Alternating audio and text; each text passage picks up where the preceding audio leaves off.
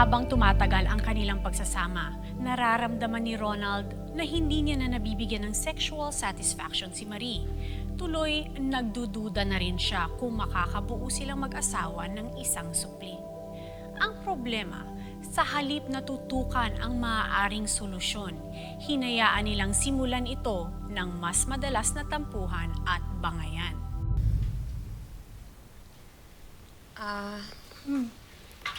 Mare, ito nga pala yung regalo namin. Pasensya ka na kung ampaw lang ha. Hindi ko kasi alam kung ano yung kulang pa kay baby eh. Kaya ikaw nang bahalang bumili. Diyos, Mari, okay lang yun. Ano ka ba? Saktong-sakto nga eh. Balak namin pumunta ng mall bukas ni Gab. Bibili namin yung mga iba pang kailangan ni baby. Sana Marie, magka-baby na rin kayo ni Ronald.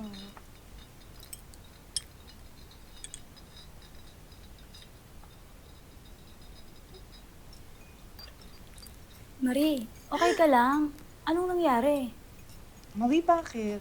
May kabit na ba si Ronald? Oh my God, makabuntis ng iba si Ronald?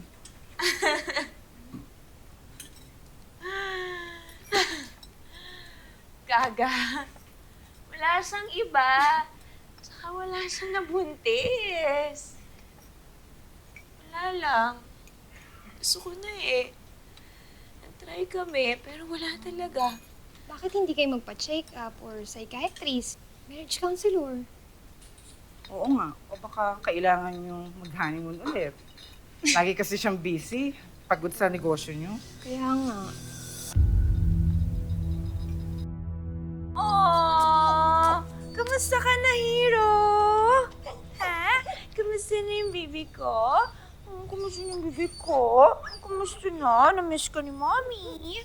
Alam mo ba, ikaw lang nagpapasaya sa akin? Kumain ka na? Andali, nasaan ba kasi yung daddy mo? Tawagan natin si daddy.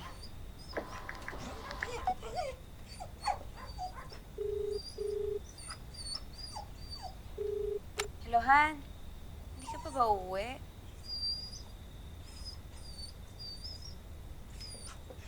Okay. Mag-ingat ka sa pag-drive, ha? I love you.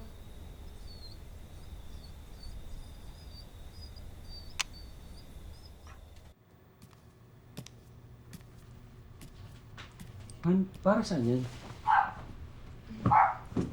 Umalis muna tayo, ha? Ang bakasyon. Isara muna natin kahit sandali yung tindahan. Han, huwag tayong pabigla-bigla. Di ba may order tayo ng flowers para sa wedding bukas? E di, after ng delivery, saka tayo umalis. Saan tayo pupunta? Sa Baguio, kahit ilang araw lang, mag-honeymoon naman tayo. Han, ilang araw, tsaka ano naman gagawin natin doon? Ganito.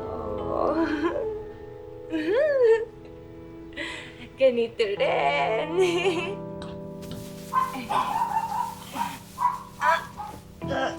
Han, nasasakal ako. Nasasakal ako. Sige, ako na, Han. Ako na.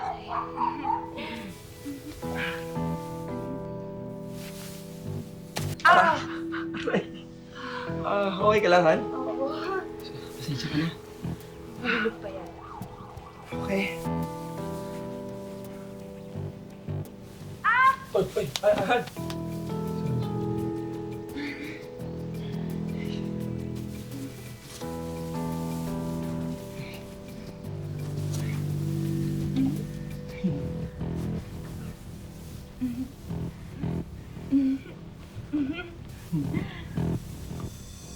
Oy! Ay, Han. Alam mo, Han, buti pa siguro matulog na lang muna tayo. Pahinga na tayo.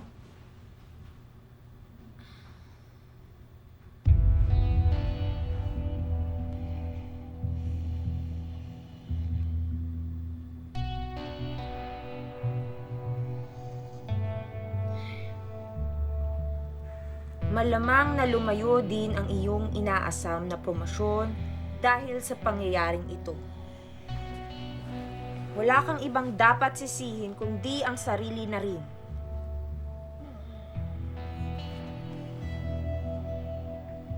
Hindi rin ang suliranin sa tahanan.